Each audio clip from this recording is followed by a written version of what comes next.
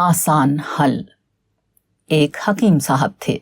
उनके पास एक शख्स आया जिसके पास एक डिब्बा था। उसने डिब्बा खोलकर एक जेवर निकाला और कहा कि यह खालिस सोने का जेवर है।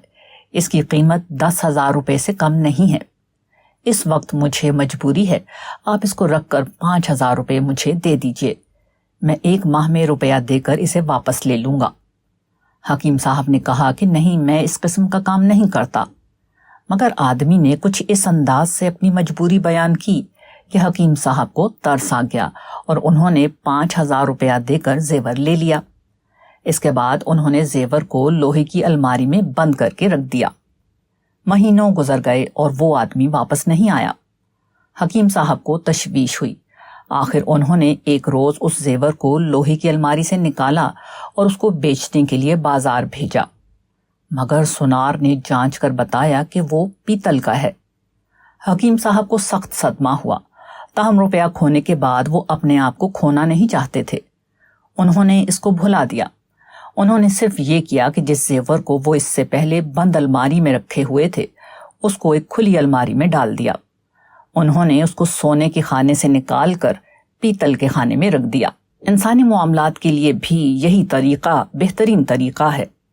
इंसानों के दरमियान अक्सर शिकायत और तलखी सिर्फ इसलिए पैदा होती है कि एक आदमी से हमने जो उम्मीद कायम कर रखी थी उसमें वो पूरा नहीं उतरा। हमने एक आदमी को बाउसूल समझा था, मगर तजर्बे के बाद मालूम हुआ कि वो बेउसूल है। हमने एक शख्स को अपना खैर खा समझा था, मगर वो बदखा साबित हुआ। हमने एक शख्स को माकूल समझ रखा था, मगर तजर्बे के बाद वो गैर माकूल निकला। ऐसे मौके पर बेहतरीन तरीका यह है कि आदमी को इस खाने से निकाल कर उस खाने में रख दिया जाए। जिस चीज को हमने सोने की अलमारी में महफूज कर रखा था, उसको वहां से निकाल कर पीतल की अलमारी में डाल दिया जाए। दुनिया टाइपराइटर नहीं। एक शख्स मेज पर बैठा हुआ है। उसके सामने खुला हुआ टाइपराइटर है। उसके जहन में कुछ ख्यालात आए। उसने टाइपराइटर में कागज़ लगाया और अपने जहन के मुताबिक तख्ते हुरूफ यानी कीबोर्ड पर उंगलियां मारना शुरू की। अचानक उसका जहनी ख्याल वाक़या बनने लगा। सामने के कागज़ पर मतलूबा अल्फाज छप छप कर उभरने लगे, यहाँ तक कि उसके तमाम जुमले कागज़ पर टाइप होकर सामने आ गए। चंद जुमले ये थे: मैं हक पर हूँ, मेरे सिवा जो लोग हैं सब बातिल पर हैं, मेरा कोई कसूर नहीं, हर मामले में कसूर सिर्फ दूसरों का है, मैं सबसे बड़ा हूँ, दूसरे तमाम लोग मेरे मुकाबले में छोटे हैं, मैं खुदा का महबूब हूँ, दुनिया भी मेरी है और आखिरत भी मेरी। आदमी खुश था कि उसने जो कुछ चाहा वो कागज़ पर मौजूद हो गया। मगर आदमी की बदकिस्मती ये थी कि वो जिस दुनिया में था वो कोई टाइपराइटर नहीं थी। टाइपराइटर के एक कागज़ पर जिस तरह उसने अपने ख्याल को वाक़या बना लिया, उसी तरह वो हकीकत की दुनिया में अपने ख्याल को वाक़या नहीं बना सकता था। कागज़ पर अपनी पसंद के अल्फाज छापने के लिए तो सिर्फ बोर्ड पर उंगलियां मारना काफ़ी था, मगर हकीकत की दुनिया में किसी ख्याल को वाक़या बनाने के लिए एक लंबी और सोची समझी जिद्दोजहद की ज़रूरत है, ना कि टाइपिस्ट की तरह महज उंगलियों को मुतहर्रिक करने की। नतीजा ज़ाहिर है, टाइपराइटर का आदमी अमल की दुनिया में उस वक्त भी मुकम्मल तौर पर महरूम था जबकि अल्फाज की दुनिया में वो बज़ाहिर सब कुछ हासिल कर चुका था। ये बात ख़्वाह हमारे लिए कितनी ही नागवार हो, मगर ये एक वाक़या है कि दुनिया हमारे लिए कोई टाइपराइटर नहीं और हम उसके लिए कोई टाइपिस्ट नहीं कि महज उंगलियों की हरकत से हम जो चाहें दुनिया की सतह पर नक्श करते चले जाएं। ये संगीन हकीकतों की दुनिया है और हकीकतों से मुवाफ़क़त करके ही यहाँ हम अपने लिए कुछ पा सकते हैं। आदमी के पास ज़ुबान और कलम है, वो जो चाहे लिखे और जो चाहे बोले, मगर आदमी को याद रखना चाहिए कि उसकी ज़ुबान और कलम सिर्फ अल्फाज की लकीरें बनाते हैं, ना कि ज़िंदगी की हकीकतें। अल्फाज कागज़ पर निशान बनकर रह जाते हैं, आवाज़ हवा में गैर मरई लहरों की सूरत में गुम हो जाती है, और बिलाखिर आदमी के पास जो चीज़ बाकी रहती है वो सिर्फ एक झूठा इंतज़ार है। और हक़ाइक़ की इस दुनिया में किसी का झूठा इंतज़ार कभी पूरा नहीं होता। سڑک کا سبق۔ شہر کی مصروف سڑکوں پر ہر وقت حادثے کا خطرہ رہتا ہے، چنانچہ ٹریفک کی رہنمائی کے لیے سڑکوں پر مختلف ہدایات لکھ دی جاتی ہیں۔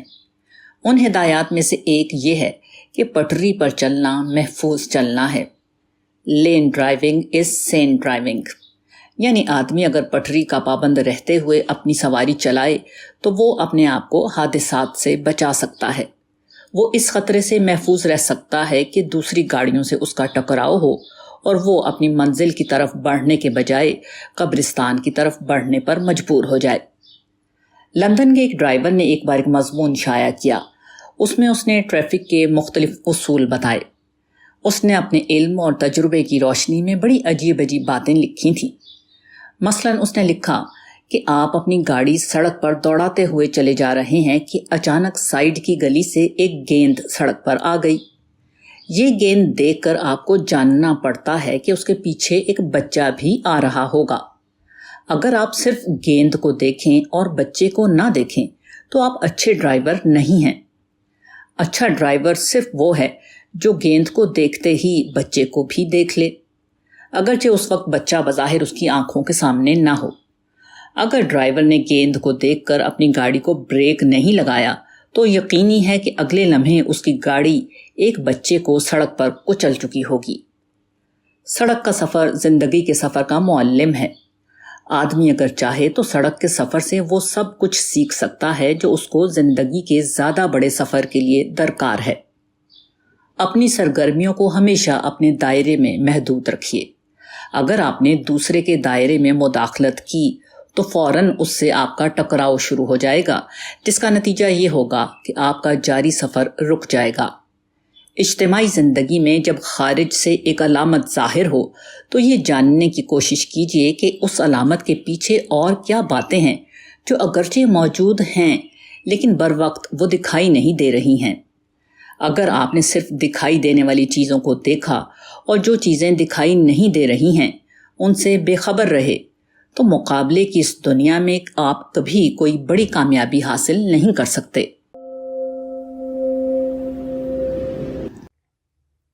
حقیقت پسندی۔ امریکہ نے اگست 1945 میں اپنے 2 ایٹم بم جاپان پر گرائے۔ اس کے نتیجے میں جاپان تہس نہس ہو کر رہ گیا، مگر جاپانیوں کو اس پر غصہ نہیں، کیونکہ امریکیوں کی کارروائی یک طرفہ نہیں تھی، بلکہ وہ جاپان کی متشددانہ کارروائی کے جواب میں کی گئی تھی۔ جاپانیوں کا یہی حقیقت پسندانہ مزاج ہے جس نے انہیں موجودہ زمانے میں غیر معمولی ترقی کے مقام تک پہنچایا ہے۔ امریکہ نے جاپان کے 2 بڑے صنعتی شہروں ہیروشیما اور ناگاساکی پر ایٹم بم گرائے۔ چند منٹ کے اندر دونوں آباد شہر عظیم و شان کھنڈر بن گئے۔ ان میں سے ہر ایک شہر 10 میل سے زیادہ بڑے رقبے میں بسا ہوا تھا، مگر جب ان پر ایٹم بم گرا تو یہ حال ہوا کہ انسان، حیوان، درخت سب جل بھن کر رہ گئے۔ 1.5 لاکھ آدمی مر گئے۔ 10,000 آدمی ایسے تھے جو حادثے کے بعد فوراً بخارات میں تبدیل ہو گئے۔ آج یہ دونوں شہر شاندار طور پر دوبارہ آباد ہو چکے ہیں۔ چوڑی سڑکیں، کشادہ مکانات، جگہ جگہ پارک اور باغ نے شہر کو بالکل نیا منظر عطا کیا ہے۔ اب شہر میں صرف ایک ٹوٹی ہوئی عمارت باقی ہے جو دیکھنے والوں کو یاد دلاتی ہے کہ دوسری جنگ عظیم میں اس شہر پر کیسی قیامت آئی تھی۔ ہندوستان ٹائمز کے editor mister Khushwant Singh Japan گئے تھے۔ اپنے سفر کی روداد بیان کرتے ہوئے وہ لکھتے ہیں کہ میں نے جاپان میں ایک بے حد عجیب بات دیکھی۔ جبکہ بقیہ دنیا نے ہیروشیما اور ناگاساکی کے واقعات کو بہت بڑے پیمانے پر امریکہ کے خلاف پروپیگنڈے کے لیے استعمال کیا ہے، خود جاپانی ان واقعات کو امریکہ کے خلاف نہیں لیتے۔ خشونت سنگھ نے اپنے جاپانی رفیق سے اس کی بابت سوال کیا تو خلاف توقع اس نے نرم لہجے میں کہا، "We hit them first at Pearl Harbor. We killed a lot of them. They warned us of what they were going to do, but we thought they were only bluffing. They beat us fair and square. We were quits, and now we are friends." پہلے ہم نے ان کے Pearl harbour پر حملہ کیا، ہم نے ان کے بہت سے لوگوں کو مار ڈالا۔ اس کے جواب میں وہ جو کچھ کرنے والے تھے اس سے انہوں نے ہمیں آگاہ کیا، مگر ہم سمجھے کہ یہ محض دھونس ہے۔ انہوں نے ہمیں کسی دھوکے کے بغیر کھلے طور پر مارا۔ پہلے ہم ایک دوسرے سے دور تھے، اب ہم ایک دوسرے کے دوست ہیں۔ Hindustan Times, 4 April 1981۔ ایٹمی حملے سے مرنے والوں کی یادگار ہیروشیما میں قائم کی گئی ہے۔ امن میوزیم میں جنگی تباہ کاریوں کی تصویریں بھی لگی ہوئی ہیں۔ ان چیزوں کو دیکھنے کے لیے ہر سال تقریباً 70 لاکھ جاپانی ہیروشیما آتے ہیں۔ گفتگو سے یہ اندازہ ہوتا ہے کہ عام جاپانی کے دل میں امریکہ کے خلاف نفرت موجود ہے، تاہم وہ اپنے عملی رویے میں اس کا اظہار ہونے نہیں دیتے۔ انہوں نے اپنے مخالفانہ جذبات پر حقیقت پسندی کا پردہ ڈال رکھا ہے۔ جاپانیوں کے اسی مزاج کا یہ نتیجہ ہے کہ جنگ کے بعد بہت تھوڑی مدت میں انہوں نے دوبارہ غیر معمولی ترقی کر لی۔ ان کے یہاں نہ تیل نکلتا ہے اور نہ ان کے پاس معدنیات کی کانیں ہیں۔ ان کو بیشتر خام مال باہر سے حاصل کرنا پڑتا ہے۔ اس کے باوجود جاپان آج اپنے اعلیٰ سامانوں کی بدولت دنیا کی مارکیٹ پر چھایا ہوا ہے۔ مسٹر خشونت سنگھ نے جاپان میں وکیلوں کی بابت معلوم کیا۔ انہیں بتایا گیا کہ یہاں وکالت کے پیشے کا حال اچھا نہیں ہے۔ اس کی وجہ یہ ہے کہ لوگوں کے درمیان جب کوئی تنازع پیدا ہوتا ہے تو وہ عدالت میں جانے کے بجائے باہمی گفتگو سے اس کو طے کر لیتے ہیں۔ جب آدمی اپنی غلطی ماننے کے لیے تیار ہو تو جھگڑا کبھی آگے نہیں بڑھتا۔ جھگڑا ختم نہ ہونے کی وجہ اکثر حالات میں یہ ہوتی ہے کہ ایک آدمی یک طرفہ طور پر دوسرے کو الزام دیتا ہے۔ اس کی وجہ سے دوسرے کے اندر بھی ضد پیدا ہو جاتی ہے اور مسئلہ بڑھتا چلا جاتا ہے۔ جب ایک فریق اپنی جانب کی غلطی مان لے تو دوسرے کے اندر بھی جھکاؤ پیدا ہوگا اور مسئلہ وہیں کا وہیں ختم ہو جائے گا۔ اس حقیقت پسندانہ نقطۂ نظر کا جاپان کو یہ بہت بڑا فائدہ ملا ہے کہ ایک جاپانی دوسرے جاپانی پر اعتماد کرتا ہے۔ ہندوستان جیسے ملکوں میں تجارتی معاہدے اور تجارتی خط و کتابت عام طور پر ایسے ماہرین انجام دیتے ہیں جو بہت بندھے ہوئے الفاظ اور قانونی پہلوؤں کی کامل رعایت کرنے والی زبان لکھنا جانتے ہیں، مگر جاپانی اپنا وقت اس قسم کے تحریری مسودات تیار کرنے میں ضائع نہیں کرتے۔ امریکہ میں قانون دانوں کی تعداد 50,000 ہے، جبکہ جاپان میں قانون دانوں کی تعداد صرف 11,000 ہے۔ جاپان میں ایسے لفظی ماہرین کا زیادہ کام ہی نہیں۔ جاپان کے اکثر تجارتی ادارے زبانی معاہدوں پر بھروسہ کرتے ہیں۔ اولاً اس کا رواج جاپانیوں کے باہمی تعلقات میں ہوا، مگر اب باہر کے تاجر بھی یہ سمجھنے لگے ہیں کہ وہ جاپانیوں کے منہ سے بولے ہوئے الفاظ پر بھروسہ کر سکتے ہیں۔ قانونی بندشوں سے آزادی کا یہ فائدہ ہے کہ کام تیزی سے ہوتا ہے اور غیر ضروری لفظی پابندیاں کارکردگی میں حائل نہیں ہوتی۔ جاپان کے اسی مزاج نے اس کو باہمی اتحاد کا تحفہ دیا ہے، اور اتحاد بلا شبہ سب سے بڑی طاقت ہے۔ جاپان کی ترقی کا راز جاپانیات کے ایک ماہر نے ان لفظوں میں بیان کیا ہے: Never quarreling amongst themselves, always making everything together۔ آپس میں کبھی نہ جھگڑنا، ہر کام ہمیشہ مل جل کر کرنا۔ Hindustan Times, 4 April 1981۔ نیا دور۔ 14ویں صدی ہجری پر تاریخ کا ایک دور ختم ہوا اور 15ویں صدی ہجری میں تاریخ کے ایک نئے دور کا آغاز ہوا۔ مزید یہ ہماری خوش قسمتی ہے کہ آج وہ تمام موافق حالات مکمل طور پر پیدا ہو چکے ہیں جو ایک نیا بہتر دور شروع کرنے کے لیے درکار ہیں۔ جب رات کا اندھیرا ختم ہوتا ہے اور نئے دن کا سورج نکلنے کے آثار ظاہر ہوتے ہیں تو یہ فطرت کی طرف سے اس بات کا خاموش اعلان ہوتا ہے کہ روز و شب کی ایک گردش پوری ہو گئی، اب اس کی دوسری گردش شروع ہونے والی ہے۔ جو شخص چاہے اس کی روشنی میں اپنا سفر شروع کرے اور منزل پر پہنچ جائے۔ صبح کے وقت سورج کا نکلنا ہر آدمی کو 2 چیزوں کے درمیان کھڑا کر دیتا ہے، ایک وہ موقع جو گزر چکا، دوسرا وہ موقع جو سامنے کھلا ہوا موجود ہے۔ جو شخص بھی ان مواقع کو استعمال کرے گا وہ لازماً اپنی منزل پر پہنچ جائے گا۔ تاہم امتحان کی اس دنیا میں مواقع صرف انہی کے لیے ہوتے ہیں جو مواقع کو استعمال کریں۔ جو لوگ مواقع کو استعمال کرنے میں ناکام رہیں ان کے لیے کوئی موقع نہیں۔ کامیابی دوسرے لفظوں میں موجود مواقع کو استعمال کرنے ہی کا دوسرا نام ہے۔ کوئی شخص پچھلے کل میں اپنا سفر شروع نہیں کر سکتا، سفر جب بھی شروع ہوگا آج سے شروع ہوگا، نہ کہ گزرے ہوئے کل سے۔ جو لوگ آج کے دن بھی کل میں جئیں گے ان کے لیے اس دنیا میں بربادی کے سوا اور کوئی چیز مقدر نہیں۔ جو مواقع گزر چکے انہیں بھول جائیے، جو مواقع آج موجود ہیں ان کو جانیے اور انہیں استعمال کیجیے۔ انشاءاللہ آپ یقیناً کامیاب ہوں گے۔ یاد رکھیے، گزرا ہوا دن کبھی کسی کے لیے واپس نہیں آیا، گزرا ہوا دن آپ کے لیے بھی واپس آنے والا نہیں۔ خودکشی نہیں۔ پاکستان کے ریٹائرڈ جنرل عتیق الرحمان آج کل پاکستان فیڈرل سروس کمیشن کے صدر ہیں۔ وہ ایک مہاجر ہیں اور دوسری جنگ عظیم میں فیلڈ مارشل مانک شاہ کے ساتھ برما میں کام کر چکے ہیں۔ فروری 1984 میں جنرل رحمان ایک سرکاری دورے پر نئی دہلی آئے۔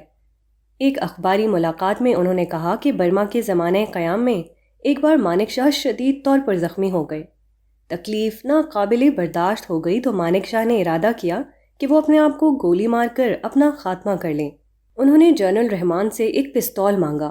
جنرل عتیق الرحمان نے پستول دینے سے انکار کر دیا۔ جنرل رحمان نے کہے کے ساتھ کہا، مانک شاہ نے 1971 کی جنگ میں ہمارے ساتھ جو کچھ کیا، اگر اس کو میں اس وقت جانتا تو یقیناً میں اپنا پستول انہیں دے دیتا۔ ٹائمز آف انڈیا، 20 فروری 1984۔ مانک شاہ دوسری عالمی جنگ میں مایوس ہو کر خودکشی کر رہے تھے، حالانکہ اس کے 25 سال بعد 1971 کی جنگ میں وہ فاتح بن کر نمایاں ہونے والے تھے۔ اسلام میں خودکشی حرام ہے کیونکہ خودکشی خدا سے کامل مایوسی ہے، اسی کے ساتھ وہ آخرت سے انکار کے ہم مانی ہے۔ اگر آدمی کو یہ یقین ہو کہ مرنے کے بعد وہ ختم نہیں ہوگا بلکہ دوبارہ زندہ ہو کر آخرت کی دنیا میں پہنچ جائے گا تو وہ کبھی خودکشی نہ کرے۔ جس شخص کو آخرت کے مسئلے کی سنگینی کا احساس ہو اس کے لیے ہر دوسری تکلیف ہیچ بن جائے گی۔ اسی کے ساتھ اس کا ایک اور پہلو بھی ہے۔ خودکشی کو حرام قرار دینا گویا انسان کو یہ پیغام دینا ہے کہ وقتی تکلیف سے گھبرا کر مستقبل کو نہ بھول جاؤ۔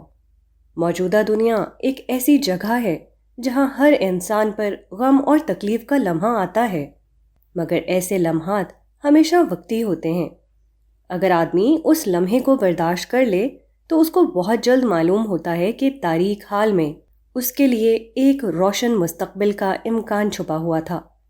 وہ شکست خوردہ ہو کر اپنے آپ کو مٹا دینا چاہتا تھا، حالانکہ مستقبل اس انتظار میں تھا کہ اس کا نام فاتح کی حیثیت سے تاریخ عالم میں درج کرے۔ اور تالا کھل گیا۔ اس کی ناکام کوشش اب جھنجھلاہٹ میں تبدیل ہو چکی تھی۔ وہ کافی دیر سے تالے کے ساتھ زور آزمائی کر رہا تھا۔ کنجی تو بظاہر صحیح ہے، یقیناً تالے کے اندر کوئی خرابی ہے جس کی وجہ سے تالا کھل نہیں رہا۔ اس نے سوچا۔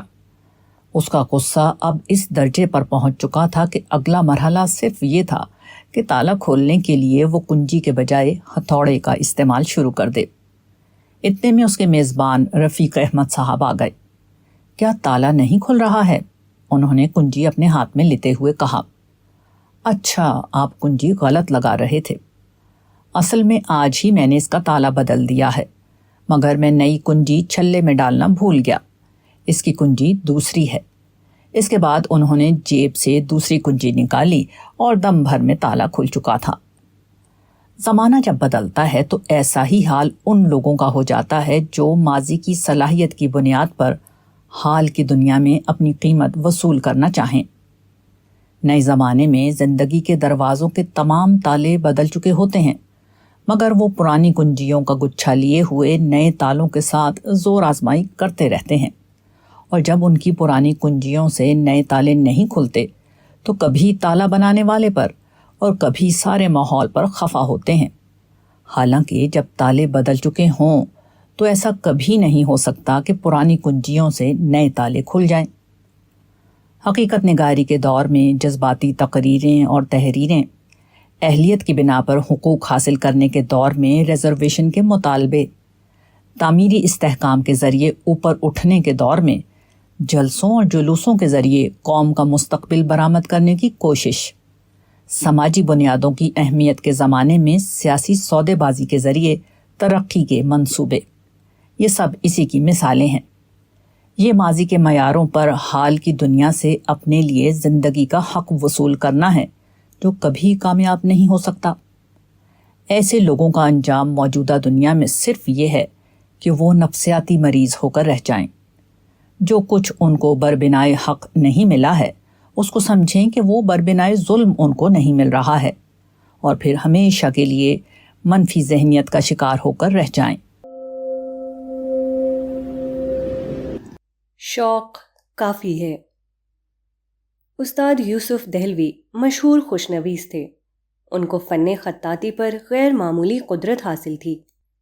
کہا جاتا ہے کہ ایک بار جلی خط کا مقابلہ ہوا۔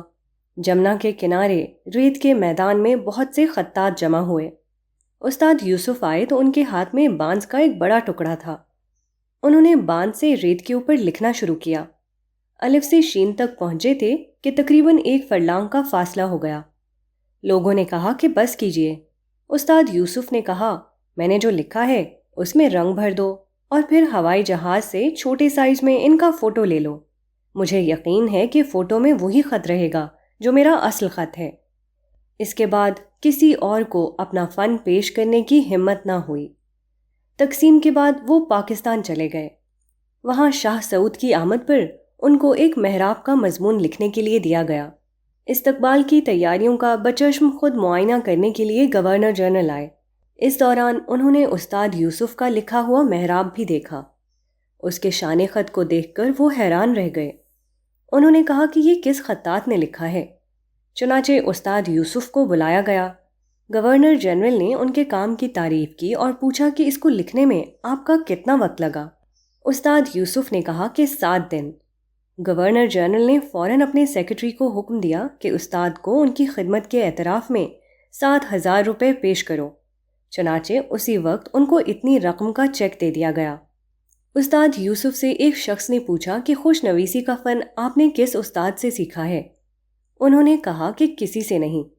ان کے والد خود ایک مشہور خوش نویس تھے، مگر انہوں نے اپنے والد کی شاگردی بھی نہیں کی۔ پوچھنے پر انہوں نے بتایا کہ میں نے خوش نویسی کا فن لال قلعے سے سیکھا ہے۔ لال قلعے میں مغل دور کے استادوں کی وصلیاں یا تختیاں رکھی ہوئی ہیں۔ ان تختیوں میں قطعات لکھے ہوئے ہیں جو فن خطاطی کے شاہکار نمونے ہیں۔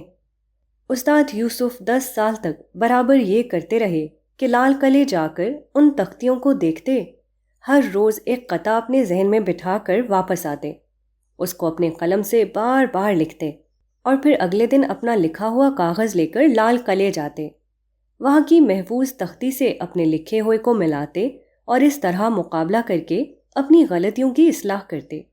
اس طرح مسلسل 10 سال تک ہر روز لال قلعے کی قطعات کی تختیوں سے وہ خود اپنی اصلاح لیتے رہے اور ان کو دیکھ دیکھ کر مشق کرتے رہے۔ یہی 10 سالہ جد و جہد تھی جس نے انہیں استاد یوسف بنا دیا۔ اگر آدمی کے اندر شوق ہو تو نہ پیسے کی ضرورت ہے اور نہ استاد کی، نہ کسی اور چیز کی۔ اس کا شوق ہی اس کے لیے ہر چیز کا بدل بن جائے گا۔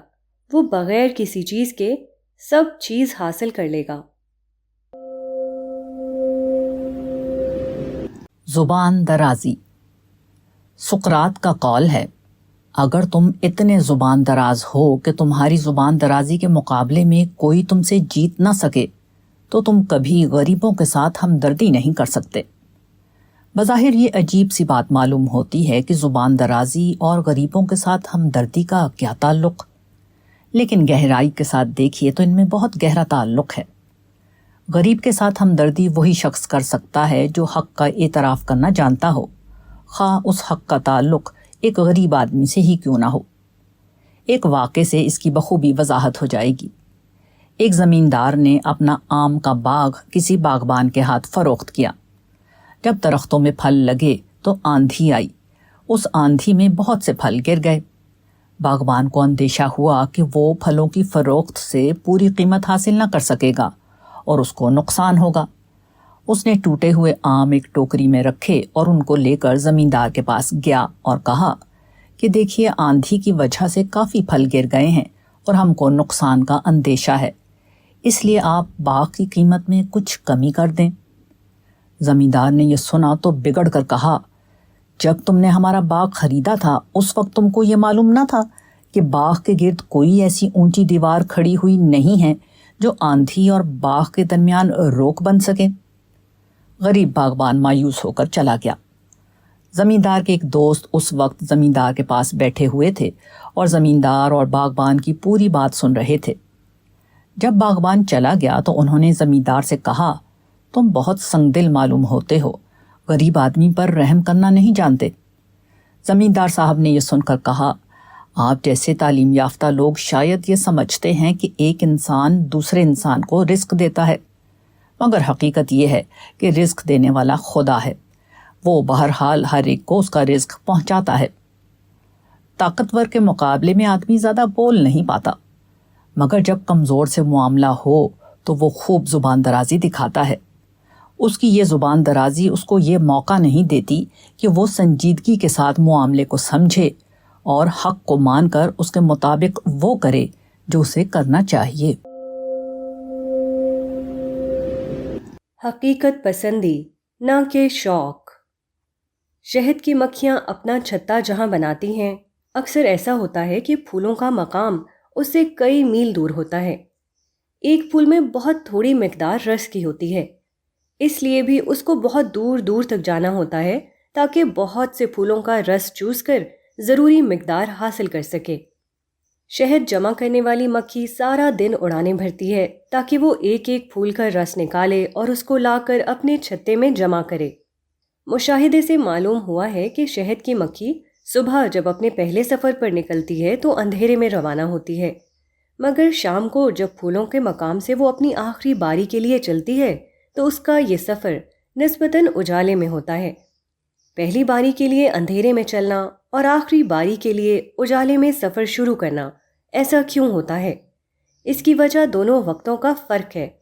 صبح کے وقت سفر کا مطلب یہ ہوتا ہے کہ وہ اندھیرے سے اجالے کی طرف جا رہی ہے، جبکہ شام کے وقت سفر کا مطلب اجالے سے اندھیرے کی طرف جانا ہے۔ شہد کی مکھی وقت کے اس فرق کو ملحوظ رکھتی ہے اور اس کی پوری طرح رعایت کرتی ہے۔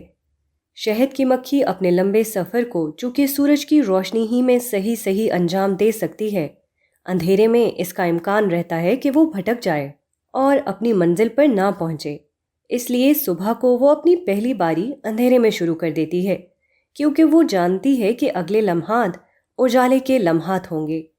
اس کے برعکس شام کو اپنی آخری باری کے لیے وہ اجالا رہتے ہوئے چل پڑتی ہے، کیونکہ وہ جانتی ہے کہ جتنی دیر ہوگی اتنا ہی اندھیرا بڑھتا چلا جائے گا۔ یہ قدرت کا سبق ہے۔ اس طرح قدرت بتاتی ہے کہ زندگی میں ہمارا ہر قدم حقائق کی بنیاد پر اٹھنا چاہیے، نہ کہ خوش فہمیوں اور موہوم امیدوں کی بنیاد پر۔ آنے والے لمحات کبھی اندھیرے کے لمحات ہوتے ہیں اور کبھی اجالے کے لمحات۔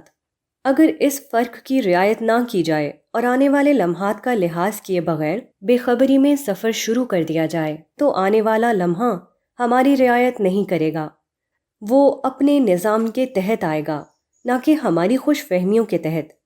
نتیجہ یہ ہوگا کہ کبھی ہم سمجھیں گے کہ ہم روشن مستقبل اور شاندار انجام کی طرف بڑھ رہے ہیں، حالانکہ اگلا لمحہ جب آئے گا تو معلوم ہوگا کہ ہم صرف اندھیروں کی طرف بڑھے چلے جا رہے تھے۔ دشمنی کے وقت بھی۔ روس اور امریکہ دونوں ایک دوسرے کے سخت ترین دشمن ہیں۔ مزید یہ کہ دونوں نے بے حساب مقدار میں خطرناک نیوکلیئر ہتھیار بنا رکھے ہیں جو منٹوں میں ایک ملک سے دوسرے ملک میں پہنچ جائیں۔ اس کا مطلب یہ ہے کہ ایک معمولی سی غلط فہمی دونوں بڑی طاقتوں کے درمیان ایک ایسی جنگ چھیڑ سکتی ہے جو ان کے شاندار شہروں کو اچانک کھنڈر میں تبدیل کر دے۔ چنانچہ یہ ممالک ایک طرف ایک دوسرے کے خلاف ہر قسم کے انتہائی مہلک ہتھیار جمع کر رہے ہیں، دوسری طرف دونوں کے درمیان پچھلے 20 سال سے ہنگامی مواصلات کا ایک نظام قائم ہے جس کے ذریعے رات دن کے کسی بھی لمحے میں دونوں ایک دوسرے سے ربط پیدا کر سکتے ہیں اور نازک مواقع پر فوراً براہ راست گفتگو کر کے جنگ کے اتفاقی خطرے کو ٹال سکتے ہیں۔ اس ہر وقت متحرک رہنے والے مواصلاتی نظام کو ہاٹ لائن کہا جاتا ہے۔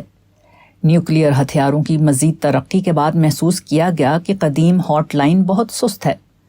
وہ ہتھیاروں کی رفتار سفر میں جدید ترقیوں کی نسبت سے جنگ کے فوری اندیشے کو ٹالنے کے لیے سراسر ناکافی ہے۔ چنانچہ پچھلے 1 سال سے ماسکو اور واشنگٹن کے ماہرین اس موضوع پر گفتگو کر رہے تھے کہ موجودہ ہاٹ لائن کو ترقی دے کر اس کو وقت کے تقاضوں کے مطابق اپ ڈیٹ کیا جائے۔ بالآخر جولائی 1984 میں دونوں ملکوں کے درمیان ایک نئے معاہدے پر سمجھوتا ہو گیا۔ ٹائمز آف انڈیا، جولائی 1984۔ اب تک جو ٹیلیکس مشینیں ماسکو اور واشنگٹن کے درمیان پیغام رسانی کے لیے استعمال ہو رہی تھیں، وہ 1 منٹ میں 60 الفاظ یعنی 1 سیکنڈ میں 1 لفظ ایک جگہ سے دوسری جگہ منتقل کر سکتی تھیں۔ نئے معاہدے کے تحت جو سسٹم رائج کیا گیا ہے اس کے مطابق ایک تیار شدہ مضمون کے پورے 1 صفحے کا عکس صرف 1 سیکنڈ میں واشنگٹن سے ماسکو یا ماسکو سے واشنگٹن پہنچ جائے گا، گویا تیز رفتاری کے اعتبار سے پہلے کے مقابلے میں کئی 100 گنا زیادہ۔ اس طرح روس اور امریکہ نے خطرے سے بچاؤ کی تدبیر کو خطرے کے مطابق کر لیا۔ یہ ایک مثال ہے جس سے اندازہ ہوتا ہے کہ زندہ لوگ دشمنی کی آخری حد پر پہنچ کر بھی کس قدر باہوش رہتے ہیں۔ دوسری طرف مردہ لوگ ہیں جن کو صرف یہ معلوم ہے کہ ذرا ذرا سی بات پر وہ لڑ جائیں اور پھر اپنی بے معنی لڑائی کو کسی حال میں ختم نہ کریں۔ تعلیم کی اہمیت۔ تعلیم صرف روزگار کا سرٹیفکیٹ نہیں، اس کا اصل مقصد قوم کے افراد کو باشعور بنانا ہے۔ افراد کو باشعور بنانا ملت کی تعمیر کی راہ کا پہلا قدم ہے۔ ملت کا سفر جب بھی شروع ہوگا یہیں سے شروع ہوگا۔ اس کے سوا کسی اور مقام سے ملت کا سفر شروع نہیں ہو سکتا۔ باشعور بنانا کیا ہے؟ باشعور بنانا یہ ہے کہ ملت کے افراد ماضی اور حال کو ایک دوسرے سے جوڑ سکیں، وہ زندگی کے مسائل کو کائنات کے ابدی نقشے میں رکھ کر دیکھ سکیں، وہ جانیں کہ وہ کیا ہیں اور کیا نہیں ہیں، وہ اس راز سے واقف ہوں کہ وہ اپنے ارادے کو خدا کے ارادے سے ہم آہنگ کر کے ہی خدا کی اس دنیا میں کامیاب ہو سکتے ہیں۔ باشعور انسان ہی حقیقی معنوں میں انسان ہے، جو باشعور نہیں وہ انسان بھی نہیں۔ باشعور آدمی اپنے اور دوسرے کے بارے میں صحیح رائے قائم کرنے کے قابل ہو جاتا ہے۔ وہ یہ جان لیتا ہے کہ اس کی کون سی رائے جانبدارانہ رائے ہے اور کون سی غیر جانبدارانہ۔ جب بھی کوئی موقع آتا ہے تو وہ پہچان لیتا ہے کہ کون سی کارروائی رد عمل کی کارروائی ہے اور کون سی مثبت کارروائی۔ وہ شر کو خیر سے جدا کرتا ہے اور باطل کو الگ کر کے حق کو پہچانتا ہے۔ ایک آنکھ وہ ہے جو ہر آدمی کی پیشانی پر ہوتی ہے۔ تعلیم آدمی کو ذہنی آنکھ عطا کرتی ہے۔ عام آنکھ آدمی کو ظاہری چیزیں دکھاتی ہے۔ تعلیم کی آنکھ آدمی کو اس قابل بناتی ہے کہ وہ معنوی چیزوں کو دیکھ سکے۔ جس طرح ایک کسان بیج کو درخت بناتا ہے، اسی طرح تعلیم گاہ کا کام یہ ہے کہ وہ انسان کو فکری حیثیت سے اس قابل بنائے کہ وہ ارتقائے حیات کے سفر کو مکمل کر سکے۔ تعلیم آدمی کو ملازمت دیتی ہے، مگر یہ تعلیم کا ثانوی فائدہ ہے۔ تعلیم کا اصل پہلو یہ ہے کہ وہ آدمی کو زندگی کی سائنس بتائے، وہ آدمی کو حقیقی معنوں میں آدمی بنا دے۔ اس کے باوجود 11 نومبر 1986 کی صبح کو میرے ساتھ ایک حادثہ پیش آیا۔ میری اینک ایک بھول کی وجہ سے پتھر کے فرش پر گر پڑی اور اس کا شیشہ ٹوٹ گیا۔ تھوڑی دیر کے لیے مجھے جھٹکا لگا، پھر میں نے سوچا کہ اس دنیا میں تو ہمیشہ یہی ہوگا کہ یہاں پتھر کا فرش بھی رہے گا اور نازک شیشہ بھی۔ اس لیے اس دنیا میں حفاظت اس کا نام نہیں ہے کہ چیزیں کبھی نہ ٹوٹیں۔ اس دنیا میں حفاظت یہ ہے کہ ٹوٹنے کے باوجود ہم چیزوں کو محفوظ رکھ سکیں۔ محرومی کے درمیانی واقعات پیش آنے کے باوجود ہم اپنے آپ کو آخری محرومی سے بچائیں۔ گلاب کا پھول کتنا خوبصورت ہوتا ہے، اس کو پھولوں کا بادشاہ کہا جاتا ہے، مگر جس ڈالی میں گلاب کا نازک پھول کھلتا ہے اسی ڈالی میں سخت کانٹے بھی لگے ہوئے ہوتے ہیں۔ یہ قدرت کا قانون ہے۔ ہمارے لیے ناممکن ہے کہ ہم پھول کو کانٹے سے جدا کر سکیں۔ ہمیں کانٹے کے باوجود پھول کو لینا ہوگا۔ ہم اس دنیا میں کانٹے کے بغیر پھول کو نہیں پا سکتے۔ یہ زندگی کا ایک سبق ہے جو فطرت کی خاموش زبان میں ہمیں دیا جا رہا ہے۔